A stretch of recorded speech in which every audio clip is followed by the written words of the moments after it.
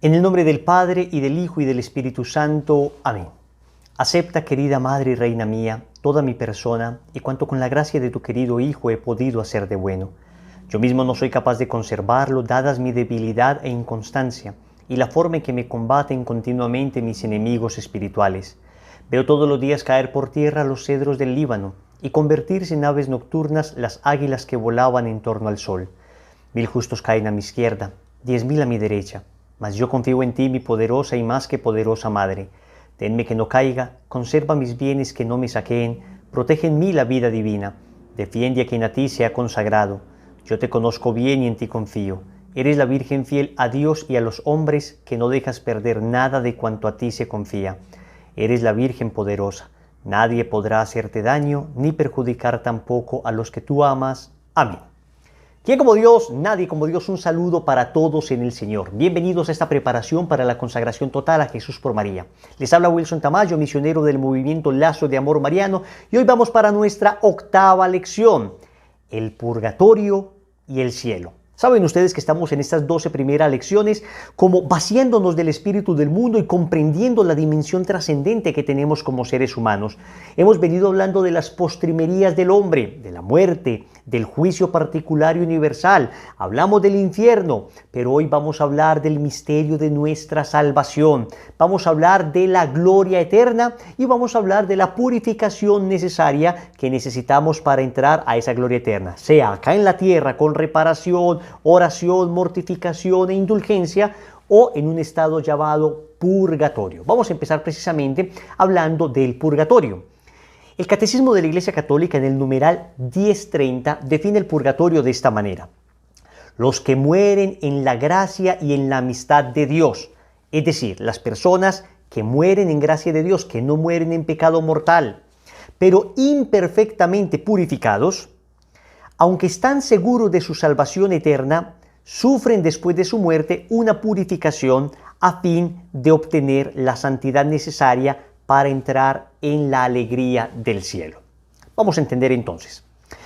Resulta que para entrar al cielo necesitamos estar perfectamente limpios, perfectamente limpios. Esto lo dice Apocalipsis capítulo 21, versículo 27. Nada manchado entrará en ella, en la Nueva Jerusalén, en la patria celeste, ni los que cometen maldad ni mentira, sino solamente los inscritos en el libro de la vida del Cordero. Los inscritos en el libro de la vida del Cordero. ¿Qué significa esto? Que para entrar al cielo, limpios, nada manchado. El mismo Señor en el Evangelio de Mateo, capítulo 22, versículo del 11 al 12, cuando el Señor está hablando del banquete celestial, que Él nos invita al banquete del cielo, dice: entró el rey a ver a los comensales, y al notar que había allí uno que no tenía traje de boda, le dijo: amigo, ¿cómo has entrado aquí sin traje de boda? Él se quedó callado. Palabra del Señor, gloria a ti, Señor Jesús. Ok, para entrar al cielo necesitamos estar perfectamente limpios. Pero entonces, si no estamos perfectamente limpios porque todavía cometemos algunas faltas nosotros, porque todavía nosotros pecamos en algunas cosillas, miren, por ejemplo, el Señor dice que de toda palabra ociosa deberemos dar cuenta el día del juicio. Esto está en el Evangelio de Mateo capítulo 12, versículo 36. Os digo que de toda palabra ociosa que hablen los hombres darán cuenta el día del juicio. Entonces, a ver, no es que seamos malos, no es que seamos asesinos, no es que tengamos pecados gravísimos, gracias a Dios la inmensa mayoría, pero palabras ociosas sí hemos dicho. Y con esto de palabras ociosas el Señor está manifestando de alguna manera que estas pequeñas faltas a la caridad, aquellas cosas que pudimos haber hecho mejor, pero no hicimos, esas faltas de omisión, que son el bien que debimos haber hecho y no hicimos, o el mal que debimos haber evitado y no evitamos. Entonces, sí que es cierto que tenemos todavía faltas y seguramente las tendremos al momento de morir. Entonces, si nada manchado entra al cielo, ¿nos iremos al infierno? ¿Nos condenamos eternamente? Pero ¿cómo nos vamos a condenar eternamente si estamos en amistad con Dios? ¿Cómo resolvemos ese dilema? No estoy perfectamente limpio, entonces no puedo entrar al cielo. Pero no soy tampoco pecador, empedernido, que he arruinado mi relación con Dios, entonces no me voy para el infierno. Purgatorio, señores, purgatorio. He ahí la lógica del purgatorio. Y por eso el purgatorio es, digamos, un acto de misericordia de Dios para nosotros. Un acto de misericordia de Dios para nosotros. ¿Quiénes van al purgatorio entonces? Al purgatorio van precisamente esas personas que, estando en gracia de Dios, no han purificado suficientemente. Para comprender esto, hay que entender que el pecado tiene dos efectos en nuestra vida. El pecado tiene como dos consecuencias. Uno es la culpa y otro es la pena. Uno es la culpa y otro es la pena. Cuando nos confesamos, el sacerdote nos absuelve de la culpa del pecado. Yo te absuelvo de esa culpa, yo te absuelvo del pecado en el nombre del Padre, y del Hijo y del Espíritu Santo, pero permanece en nosotros la pena como la consecuencia del daño que hicimos en nuestra relación con Dios, del daño que le hicimos a nuestra alma, del daño que le hicimos a otras personas. Uno tiene que reparar esto. No simplemente me confieso y entonces ya al que le robé, ya Dios me perdonó, bendito sea Dios, que Él mire a ver cómo hace. O ofendí a una persona gravemente, me confesé y ya, pues miremos a ver cómo esa persona se las arregla solo. No, yo debo reparar el daño que hice. Lo exige la virtud de la justicia. Y por eso uno tiene que hacer estos actos de reparación, con oración, con mortificación, con obras de caridad concretas. Habrá momentos donde no podremos reparar el daño que se hizo. El asesino no podrá resucitar a su muerto. Sin embargo, lo puede reparar en oración, en mortificación, en penitencia, con algo llamado las indulgencias. Entonces, para que lo entendamos bien, hagamos de cuenta que nuestra alma es como una pared blanca. Cuando pecamos es como que le enterramos un clavo a esa pared. Cuando nos vamos a confesar, el sacerdote arranca ese clavo. Ya no está la culpa, pero el orificio quedó en la pared. Necesitamos revocar, necesitamos resanar, necesitamos curar esa pared.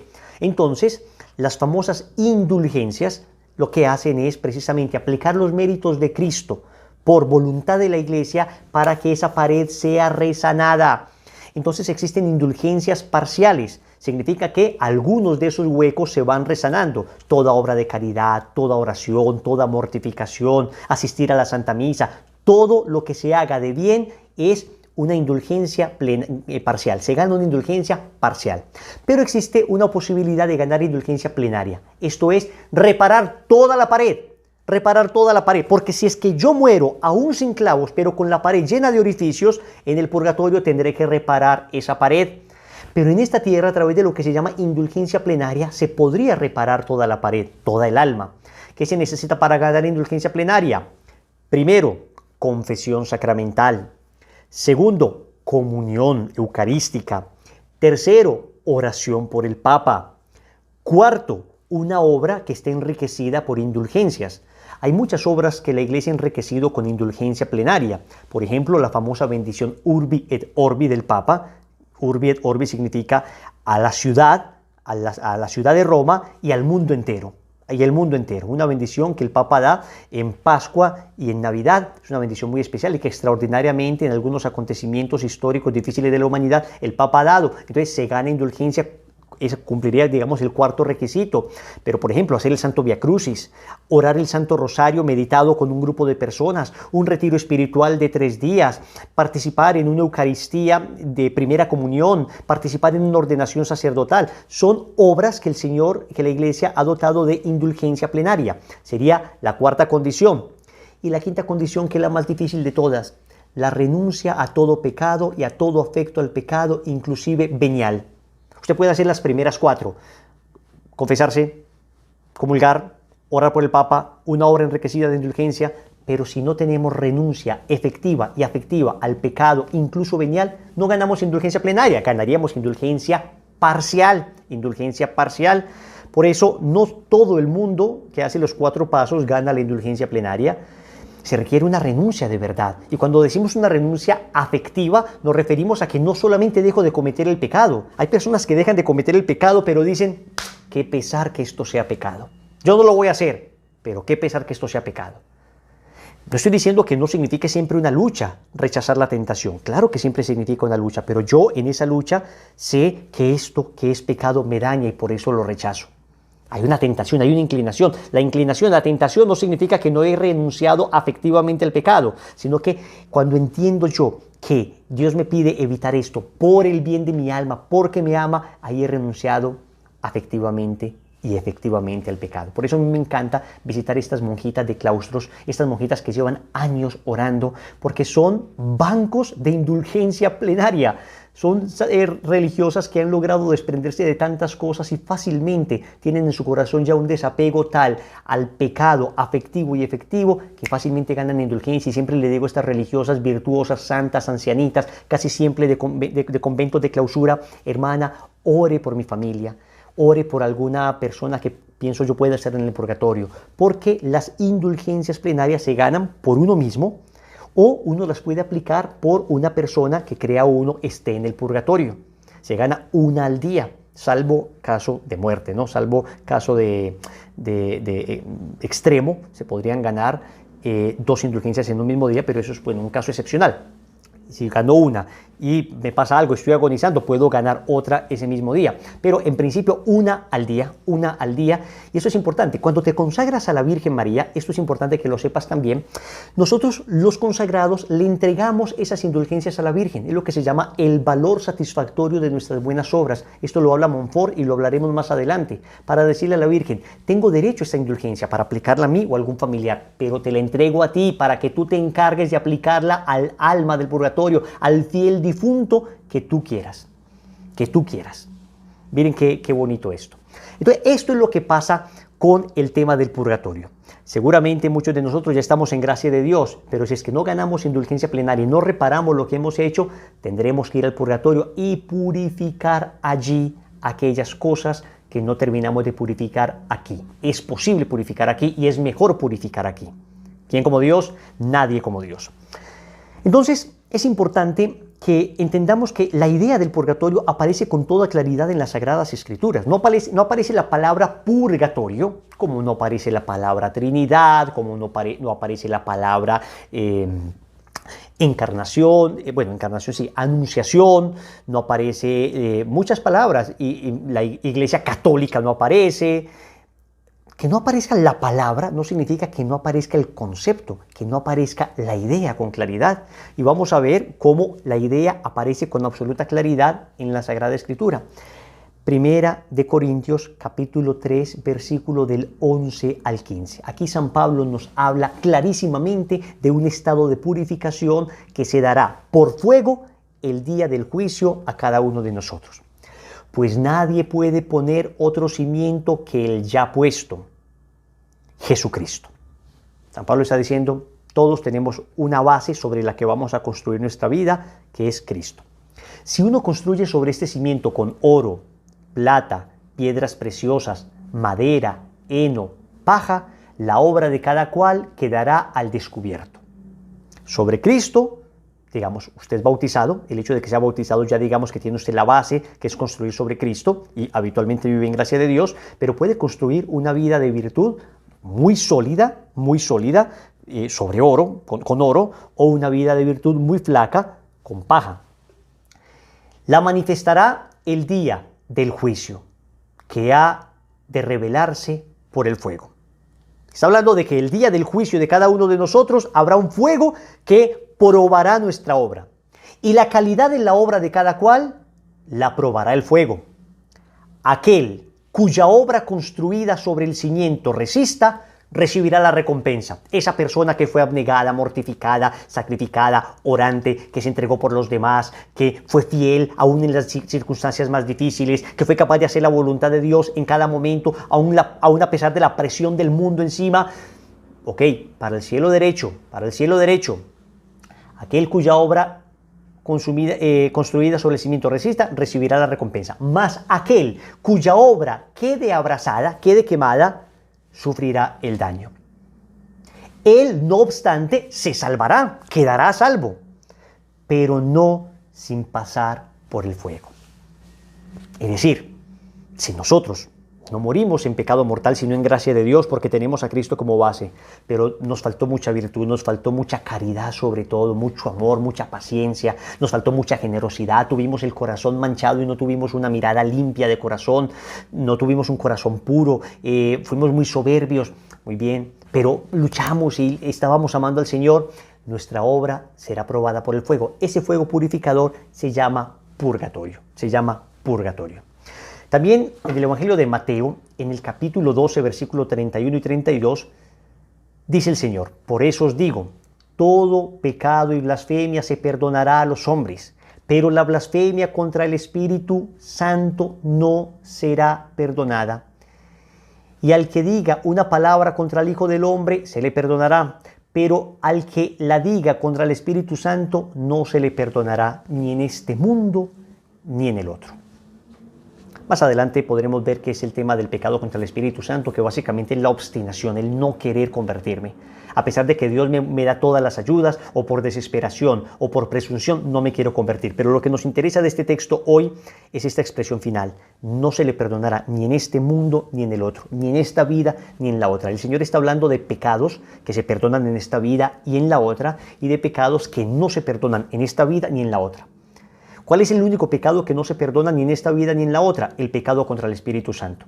¿Y qué es el pecado contra el Espíritu Santo? Wilson, pero si tú nos has dicho que todo se perdona. Claro, el pecado contra el Espíritu Santo sería creer que mi pecado es tan grande que Dios ya no me puede perdonar. Entonces no es porque Dios no lo quiera perdonar, sino porque el pecador ya no cree o merecer el perdón de Dios o necesitar el perdón de Dios. Por eso la gracia de Dios no logra entrar a esa persona, que se vuelve impermeable a la gracia.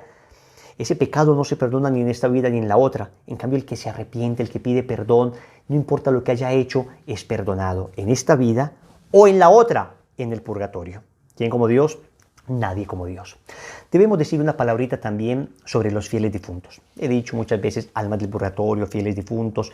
Sé que a algunas personas el lenguaje alma del purgatorio les suena como dualismo, pero ¿por qué la persona debemos orar es por el fiel completo, no solo por su alma que está en el purgatorio? Esto lo explicamos en la lección de la muerte. Les invito para que se remitan allá, donde explicamos que al hablar de alma y cuerpo estamos hablando de una dualidad de elementos que no es dualismo. Y esto está muy bien soportado por un documento de la Pontificia Comisión Teológica Internacional,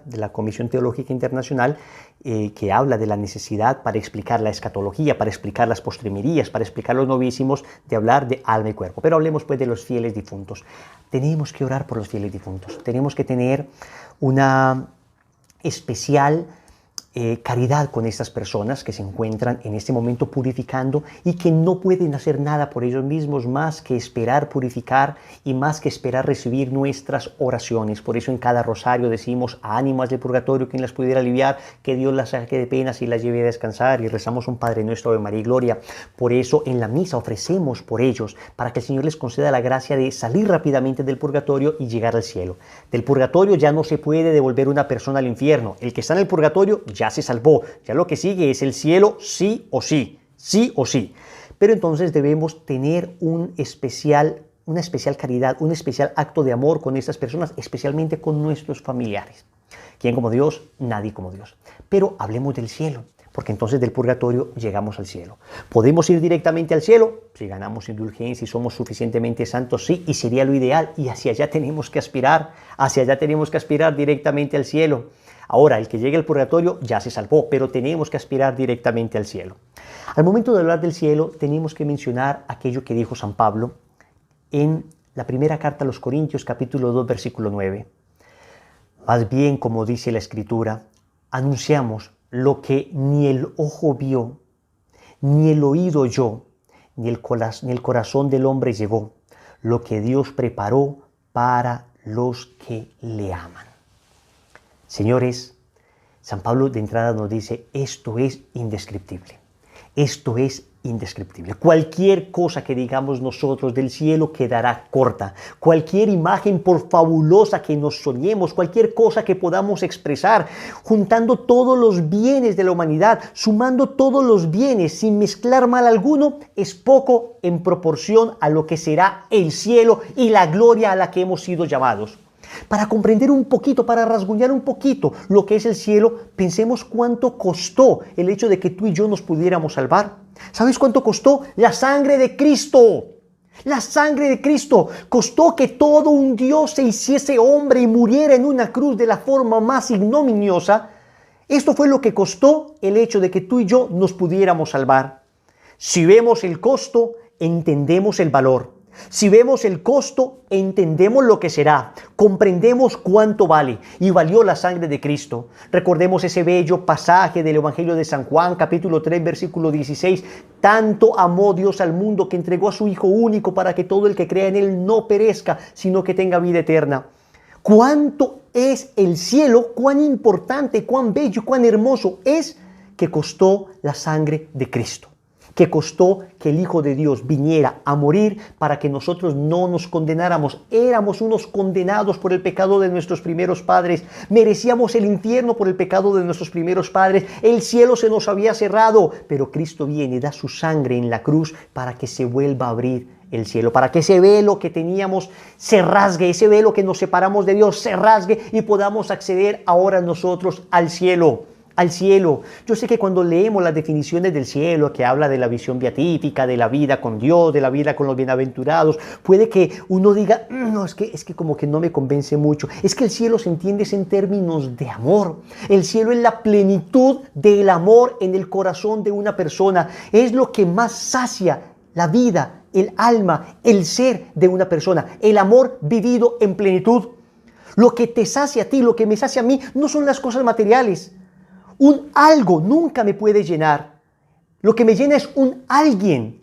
El amor es lo que me llena. El amor de alguien. Recibir ese amor. Dar ese amor. Y el amor de una persona me puede llenar de alguna manera, aunque es un amor limitado. Y el amor que yo le doy a esa persona también es un amor limitado. Pero es que el amor procede de Dios. En la primera carta de Juan, en el capítulo 4, versículo 8. Y en el capítulo 4, versículo 16, San Juan nos dice, Dios es amor.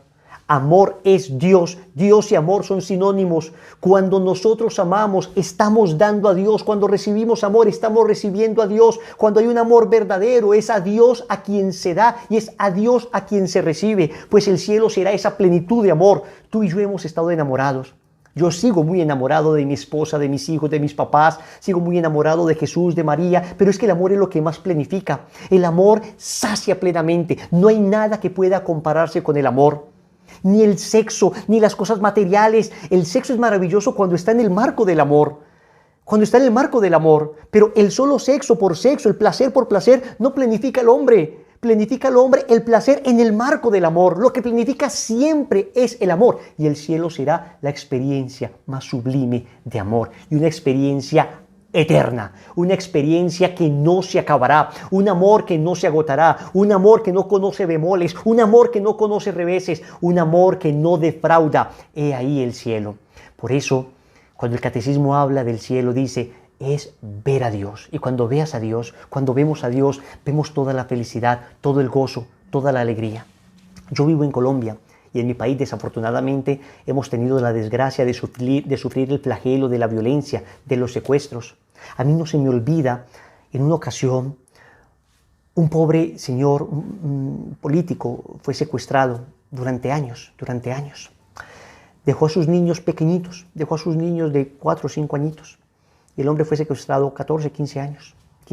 Finalmente lograron liberarle. Y yo todavía recuerdo ese momento. Recuerdo el momento en que ese hombre bajaba del helicóptero. Eso fue televisado por todas las cadenas de televisión colombiana. Y ese hombre baja del helicóptero, está saludando a todo el mundo. Y cuando ve a sus hijos, cuando ve a sus hijitos, a los que había dejado de 3, 4, 5 añitos, y los ve ahora de 15, 16, 20 años, pero él los conoce. El rostro de este hombre cambia. El rostro de este hombre cambia y los ve y el rostro se le ilumina y se pone a llorar a raudales y arranca a correr y les abraza con una fuerza, les abraza con un amor, no los quería soltar y ellos no lo querían soltar a él. El ver el rostro de un hijo al que no veía hace 15 años le generó ese amor. ¿Cómo será ver el rostro de Dios para quien fuimos creados? ¿Cómo será ver el rostro de ese Dios que sacia plenamente? Ya no serán mis hijos que son un regalo de Dios. Ahora será el mismo Dios que me dio a mis hijos, al que veré cara a cara. La alegría, el gozo, borrará todo dolor, borrará toda angustia, todo sacrificio valió la pena para ver el rostro de ese Dios. de ese Dios bueno y para experimentar su abrazo que me plenifica y que me llena. Y ahí en ese abrazo y ahí en ese amor, entonces gozaremos de todo lo que jamás nos hubiéramos podido imaginar, porque cada gozo de la tierra, cada verdadero y legítimo gozo de la tierra, no es sino una pregustación del gozo eterno que tendremos en el cielo. Entonces no te imagines que el cielo será ahí en una nube toda la eternidad, tocando un arpa con unas alitas, una aureola. No, pues qué aburrición. Por supuesto que un cielo así no provoca, pero es que el cielo será cada segundo mejor que el anterior. A ver, perdóname lo ridículo de este ejemplo, pero para que me entiendas, cada segundo mejor que el anterior. Piensa tú que eres un hombre pobre, con cáncer, secuestrada a tu familia, en fin, y de repente te llaman y te dicen, oye, te acabas de ganar la lotería. Y bueno, ¿qué es esta dicha? Y muy feliz con la lotería. Y al minuto siguiente te llaman y te dicen, soy el doctor, te digo que no tienes cáncer. Pero ¿qué es esta maravilla? Rico y sin cáncer. Y de repente, un minuto después te llaman y te dicen, a tu familia la acaban de liberar. Pero, ¿qué es esto? Y después la chica que siempre te había gustado y jamás te había prestado atención, te llama y te dice, oye, quisiera que conversáramos. O sea, discúlpame, no sé cuáles sean los anhelos más profundos de tu corazón, pero piensa en todos ellos juntos, uno tras otro, durante toda la eternidad. Cada segundo mejor que el anterior. Cada segundo mejor que el anterior.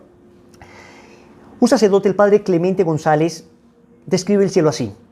El cielo es felicidad que rebasa nuestros deseos. O sea, todo eso es nada en comparación de lo que será el cielo. Actividad sin cansancio. Actividad sin cansancio. El gozo que produce estar activo, pero sin cansancio. Descanso sin aburrimiento. El gozo que produce el descanso, pero sin locha, sin aburrimiento. Conocimiento sin velos. Grandeza sin exceso. Amor sin afán de posesión. Perdón sin memoria. Gratitud sin dependencia, amistad sin celos, compañía sin estorbos. En el cielo, Dios nos concederá mucho más de lo que podemos pedir o imaginar y aún aquello que no nos atrevemos a pedir. Ese es tu destino, ese es mi destino. Y desde ya podemos gozar el cielo. Desde ya podemos pregustar el cielo. El que vive la voluntad de Dios vive el cielo de manera anticipada. Escúchame. Vivir la voluntad de Dios es felicidad. Escúchame, cuando Dios te dice algo, te lo dice porque te ama. Cuando nos dice, sigue mis mandamientos, nos lo dice por una sola razón, porque sus mandamientos son sinónimo de felicidad. Estás en esa consagración. Dios te ha llamado acá para que empieces a vivir el cielo en la tierra. Y si el cielo es amor, yo te invito para que cierres tus ojos en este momento y para que cerrando tus ojos experimentes un poco del amor de Dios, experimentes un poco de su dulzura, experimentes un poco de su bondad.